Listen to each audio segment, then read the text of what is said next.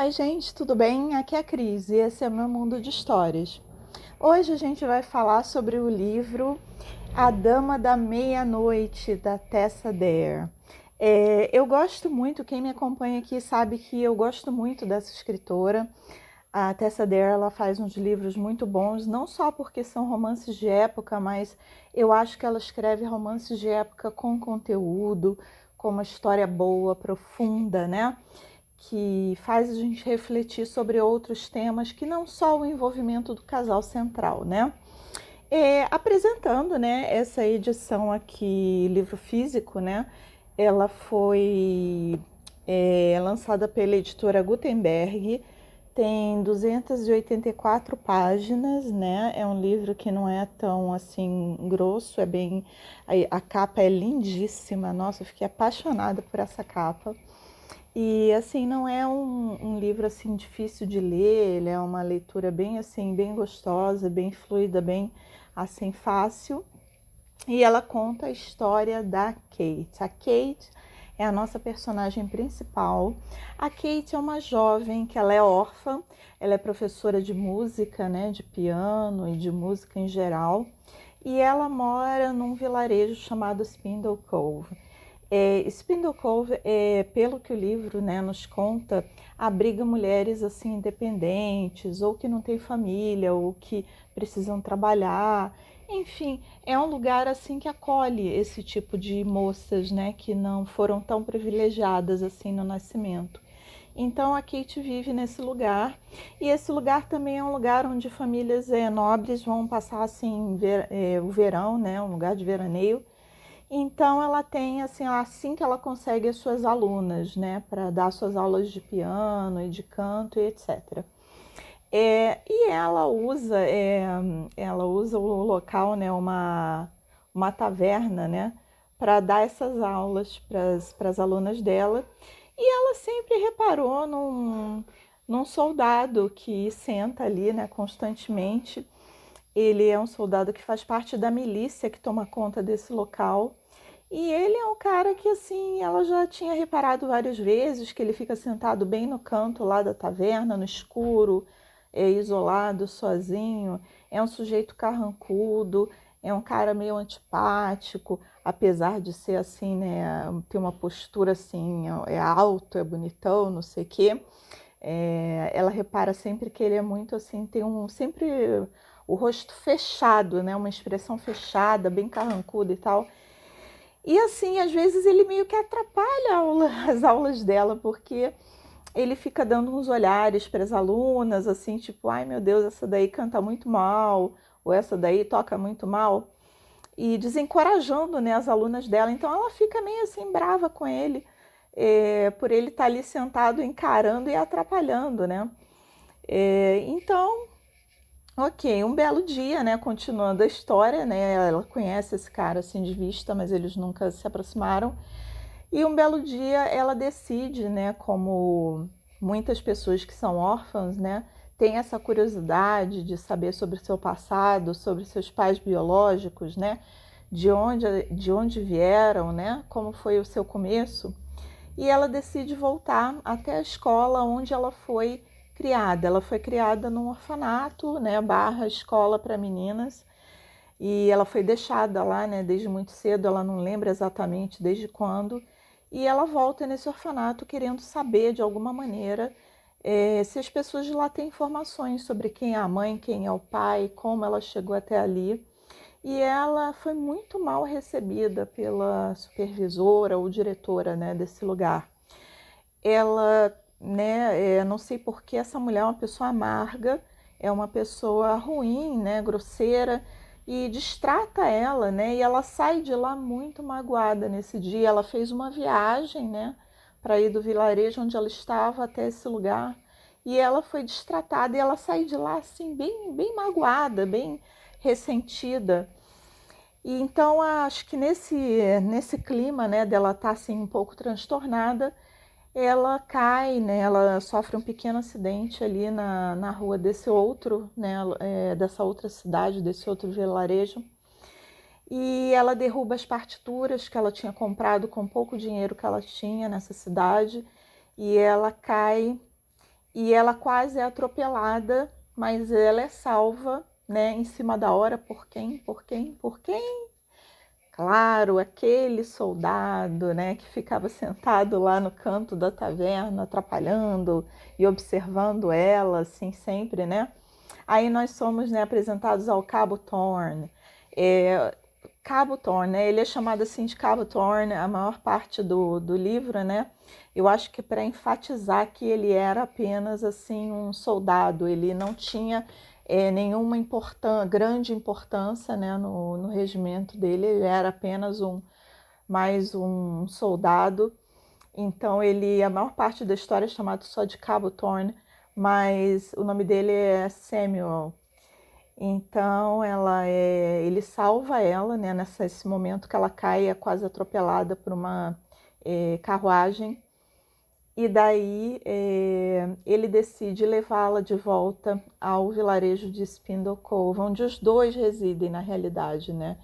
Ele faz parte da milícia que, né, cuida desse vilarejo e ele estava também voltando para lá. Então ele se oferece para levá-la, porque ela, na verdade, estava numa situação ali, não tinha dinheiro para voltar, estava meio enrolada com a situação dela e ela não sabia, na verdade, como ela ia voltar para o vilarejo e ele decide levá-la. Só que ele está no cavalo dele, né? Então eles são obrigados a fazer essa viagem de volta bem juntinhos, né? Ele coloca ela ali no cavalo e de cara, assim, os dois ficam impactados com esse contato físico, né? Porque eles sempre se olhavam, não só ela para ele, mas ele também, né? Tinha um olhar meio assim é, de rejeição, né? Digamos assim, um com o outro, né? Uma coisa de rejeição.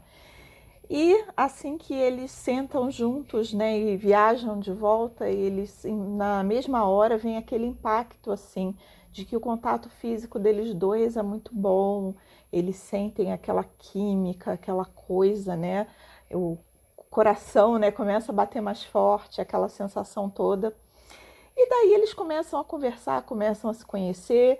O Samuel está trazendo para lá para a cidade dele um cachorrinho, um filhote de um cão de uma raça que é especial para caça.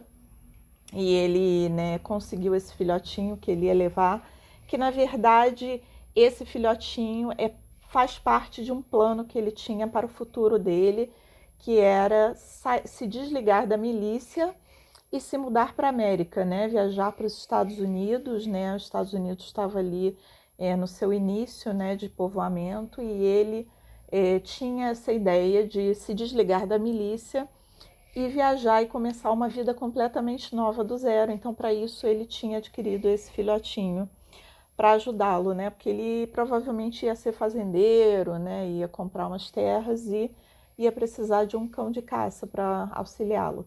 Só que ela fica apaixonada pelo cachorrinho, né? A Kate fica apaixonada por aquele cachorrinho, né? E assim, desde o início ela se apega muito a ele. E nisso eles vão se conhecendo, né? Nessa mesma ocasião, né, que eles chegam de volta na cidade, já é à noite, já é bem tarde. E os dois já estão meio assim, né, impactados, assim, meio sem graça, com aquele contato assim que surpreendeu eles. E a Kate é surpreendida de volta, né, na pensão onde ela morava, por uma família que estava procurando por ela. E de cara ela vê que não é uma família qualquer, é uma família de pessoas ricas, né, de posse. Eram todos muito bem vestidos, né? E ali tinha o Marquês. E eles dizem que eles estavam à procura dela por muito tempo e eles acreditam que ela é parte dessa família e que eles finalmente conseguiram encontrá-la. Eles estavam ali esperando por ela naquela pensão há muitas horas, né? Porque eles não sabiam que ela tinha viajado, feito uma pequena viagem, né? Então eles resolveram esperar por ela ali, a família toda, né? E ela fica assim em choque, porque ela nunca tinha imaginado isso, que no mesmo dia que ela tinha ido à procura, né, no orfanato, à procura de suas origens, né, de suas raízes, à noite ela é surpreendida por uma família completamente desconhecida que estava à procura dela, alegando que eles têm quase certeza de que ela é parte daquela família e que eles estavam ali justamente para investigar essa história E caso ela fizesse parte dessa família, eles queriam, né, acolhê-la né, no centro daquela família. De cara, apesar dela ver que eles eram muito ricos e tal, ela também percebe que eles são excêntricos, que eles são diferentes, né? Não são pessoas assim com aquele perfil conservador, são pessoas assim bem diferentes pela maneira deles falarem, pela interação entre os membros dessa família. Ela percebe que são pessoas assim meio excêntricas, né? Tem uma senhora, tem duas irmãs, uma se veste, ao invés de se vestir igual uma leite, se veste igual a um homem. A outra é muito falante, é falante demais para a idade dela, tem muitas opiniões. E o tal do Marquês também é um pouco sisudo, um pouco estranho. Mas enfim, a história se desenrola, basicamente, né? Nela, travando conhecimento com essa família, essa história do passado dela sendo investigada. E ao mesmo tempo, né, o cabo Thorne, o Samuel, fica preocupado com ela. Ele demonstra uma preocupação assim muito excessiva com ela, agora se aproximando dessa família. Ele fica desconfiado das boas intenções dessa família. E você começa a se perguntar por que ele fica tão preocupado com ela, né? Ele demonstra uma preocupação muito grande com ela. Então você descobre, né, no desenrolar da história, que ele tem uma relação com ela. Ele tem uma relação com o passado dela. O passado deles dois, do Samuel e da Kate, são interligados. E isso é surpreendente, né? Da metade para o final que você descobre isso. É uma coisa surpreendente, é uma história muito bonita de como eles se cruzaram no passado, né? Quando eram crianças ainda. E aí você vai conhecendo um pouco da história dela, da infância dela, dos pais dela, da infância do Samuel, que também foi muito sofrida, e eles têm muitas coisas em comum. Ambos tiveram uma infância sofrida, foram abandonados, foram negligenciados desde criança, tiveram que lutar e tiveram que ter muita força para conseguir crescer e se tornarem adultos decentes. Os dois, né, conseguiram, apesar de todas as adversidades, se tornarem adultos decentes, né? Ela se tornou uma professora de música e ele é um soldado. Mas os dois compartilham, né, essa coisa desse passado sofrido e desse presente que muito modesto, muito humilde. Os dois levam uma vida humilde, né, pobre, e eles também compartilham isso, essa afinidade, né? Então eu achei bem interessante isso, o desenrolar desses dois contextos, né? A relação dela com Samuel, e também os dois também percebem imediatamente que eles têm uma atração física muito forte. E além da atração física, também começam a gostar um do outro de verdade, mas a atração física é muito forte. O livro tem uma pegada hot, sexy, bem forte. As cenas são bem assim intensas, bem quentes mesmo. E eu acho que isso foi feito com o propósito de enfatizar o quanto eles tinham uma afinidade que era natural, que era muito natural, que não era nada forçado, era uma coisa assim orgânica mesmo. Então eu acho que não, as cenas assim de sexo não foram jogadas assim sem nenhum propósito. Tinha um propósito de mostrar que eles tinham uma conexão além do normal e que tinha, na verdade, uma relação com o passado dos dois, né? E eu achei muito legal como isso foi mostrado. Achei também legal essa família que abordou ela, querendo acolhê-la.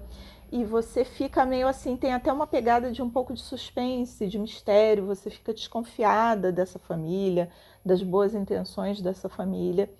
Mas aí tudo vai sendo explicado, né? Eu tenho que parar aqui para ir, porque aí já vai ser spoiler. Mas é um livro muito legal de se ler. Eu achei assim, eu só tenho uma ressalva. Eu achei que a autora prolongou um pouco a história além do necessário. Mais uma vez eu me deparo com essa situação em livros de romance de época, da autora se estender um pouco além do necessário. Eu acho que 284 páginas, eu acho que poderia eliminar aí 200 páginas, estaria bom demais. Ela teria como ter contado a história muito bem e finalizado muito bem. né, esse livro. Mas, enfim, eu acho que é questão contratual, né, de repente. Mas é a única coisa que eu tenho a dizer. Às vezes ele fica assim, para o final, ele começa a ficar, às vezes, um pouco repetitivo, justamente por essa, né, páginas extras que, na minha opinião, foram desnecessárias. Mas, fora isso, a história é bonita, a história é emocionante. E eu gostei muito de ver dois mocinhos, né, que não são pessoas, geralmente, como a gente vê nos livros da Julia Quinn, né? O mocinho e a mocinha são sempre ricos, sempre lindos, sempre glamurosos, aquela coisa toda. E eu fico muito feliz da Tessa Dare colocar mocinhos que são pessoas humildes, pessoas simples, que tiveram passados sofridos, pobres, e que mesmo assim são homens e mulheres bonitos, sensuais e inteligentes e com opiniões, entendeu? Eu achei isso assim muito legal, ela colocar dois mocinhos que são pessoas humildes, mas são pessoas assim bem é, impactantes, sabe? Eu gostei muito disso, desse lado do livro. Então é isso.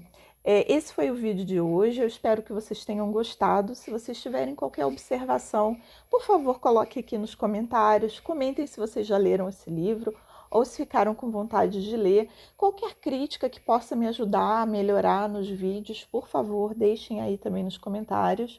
E me sigam nas minhas redes sociais, no Instagram e no Facebook, Meu Mundo de Histórias. Tá bem? É isso. Muito obrigada se você assistiu esse vídeo até o final. Fico muito feliz com isso, tá bom? Um beijo e até a próxima leitura. Tchau!